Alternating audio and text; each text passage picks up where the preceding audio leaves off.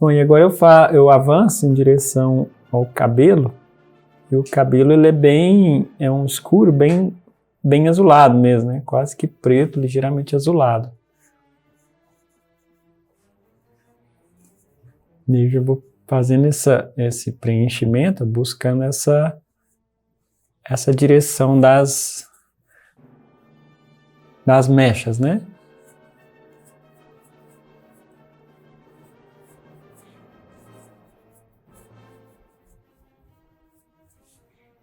Então, estou usando os valores mais baixos aqui, com um pouco mais de azul, porque, né, eu comecei a pôr e vi que estava ficando azul até demais também.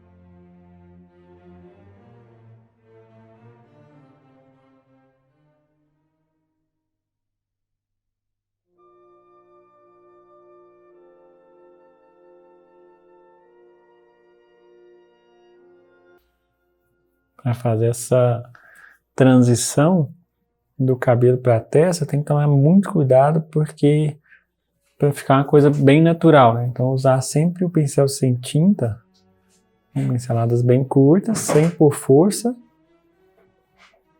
Dessa forma eu consigo essa transição, né? Agora eu estou começando a pentear, né? Ou seja, eu estou dando uma direção para os fios. Ainda não sem a correção da cor, né? Somente para dar direcionamento, né? Dá esse aspecto do cabelo bem bagunçado, bem solto, né? Com alguns fios arrepiados, outros ondulados.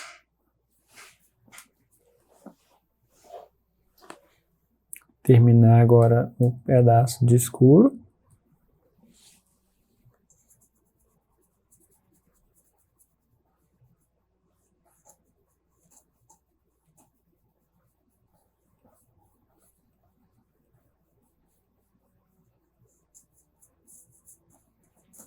Vamos fazendo um desenho aqui que deu um pouco de marcação onde vai ser o final do cabelo. E vou voltar no pincel de cerda maior. Deixar só um pouco cinzento, ó. Vamos fazer um cinza bem escuro para preencher esse pedaço em volta do cabelo. Aqui somente um pouco mais cinza para criar uma separação da roupa com o fundo, né? É bem sutil essa diferença, né? Não posso clarear demais. Lembrando que se eu clarear demais eu vou acentuar o contraste, né? Então eu vou tirar um pouco a atenção lá do rosto. Então, mais uma vez, ressalta aí que a importância de se fazer um estudo de retrato de grandes mestres é aprender com eles, né? Quais os recursos que eles utilizavam, né? Então é interessante a gente ver aqui que o cabelo quase se mistura com o fundo nessa região. E tem uma situação aqui bem especial, que ele tem uma pequena coloração quente aqui, ó, que separa, que ajuda a separar o tecido do fundo, mas é de uma forma muito sutil essa separação, né?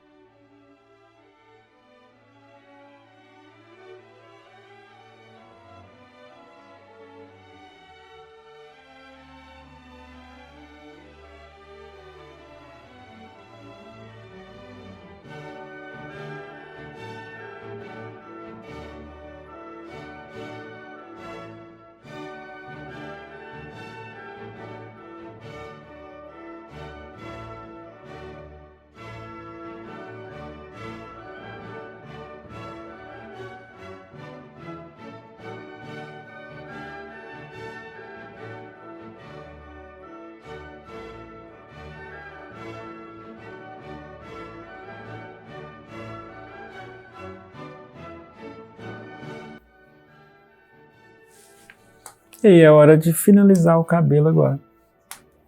O restante do que sobrou para preencher é mais cinza um pouco, né?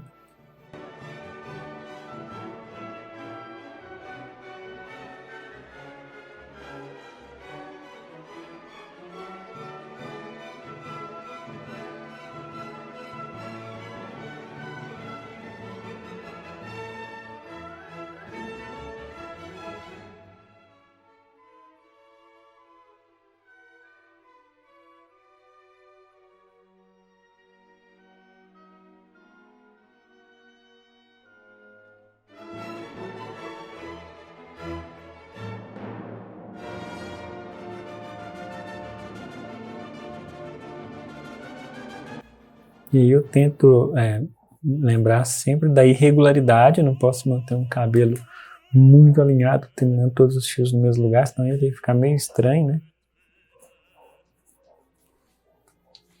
Bom, já no topo, a coloração fica um pouco mais azulada. No topo eu digo assim, no final dessa mancha, né? Então realmente é um exercício que traz assim muito enriquecimento para a gente em relação à mistura de cor, em relação a trabalho de manejo de pincel, em relação a tudo, né? É um exercício completo, assim. Bom, no topo já entra nos valores de cinza mais, quase que tom de pele já agora, né?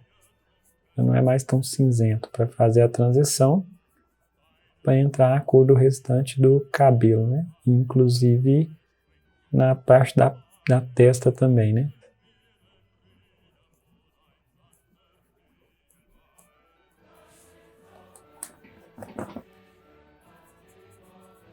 Um pouquinho mais escuro.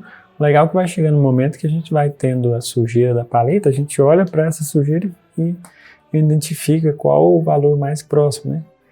Mas eu tenho que ter uma certa organização. A gente vê que eu deixo mais ou menos os tons claros, os médios e os mais escuros.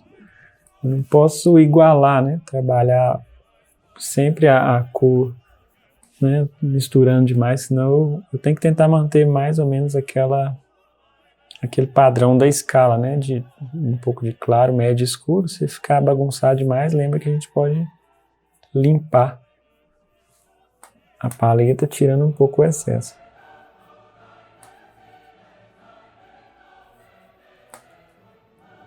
Um pouco mais amarelo. Agora a gente vem fazendo umas mudanças de cores, né? Para insinuar um pouco mais, dar um pouco mais de movimento no cabelo. Né? Eu vou pegar um azul um pouco mais perceptível, né? Um pouco mais, uma maior quantidade de azul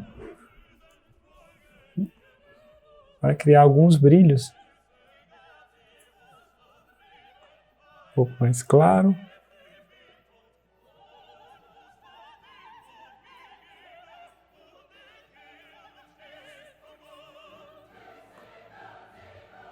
Sempre buscando direcionar já essas mechas, né?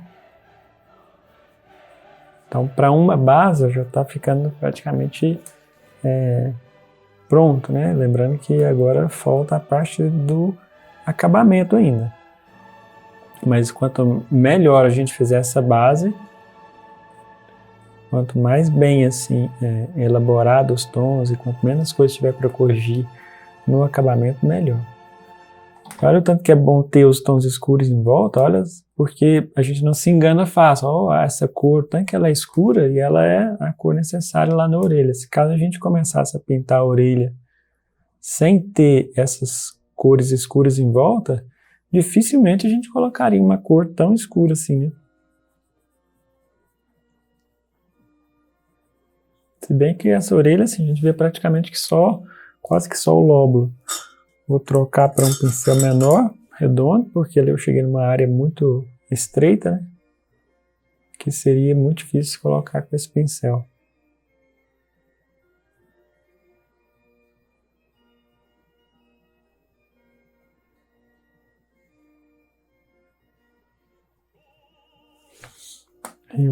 Como ela no geral ela ficou um pouco mais clara, vou escurecer algumas partes, tipo no encontro com o cabelo, né, buscar escurecer um pouco e já começar a demonstrar algumas linhas.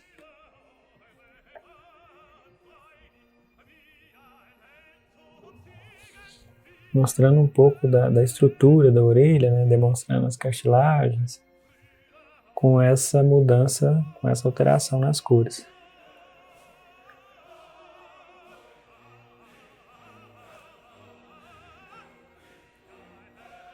Sempre quando tiver bem molhada a base, a gente tiver que precisar passar o pincel por cima, tem que lembrar das duas regrinhas, né? Colocar um pouco mais de quantidade de tinta e a força quase que nenhuma, né?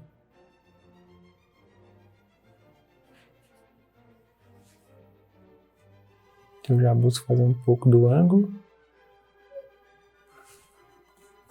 Por enquanto eu vou dando por finalizada essa base. Antes de avançar para o acabamento, eu vou fazer uma introdução aqui, que é uma entrada do fundo aqui na barba, para criar umas entradas assim, né?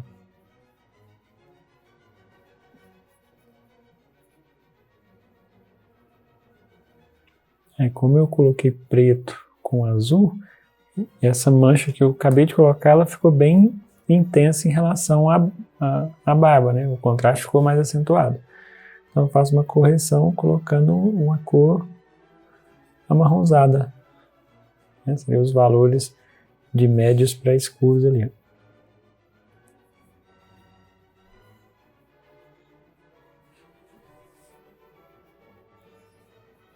Então está finalizada essa primeira etapa inicial da mancha base. É claro que não tem um ponto assim essencial, um ponto específico para se falar, né? É preciso fazer até determinado ponto, esse ou aquele.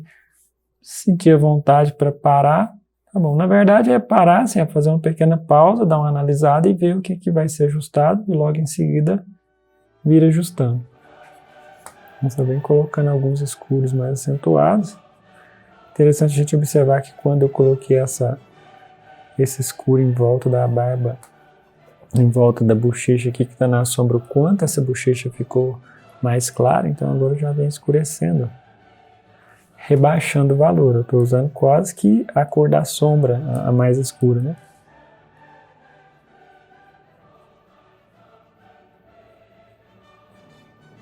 E depois faço alguns ajustes ali internamente para criar algumas variações dentro desse escuro, né?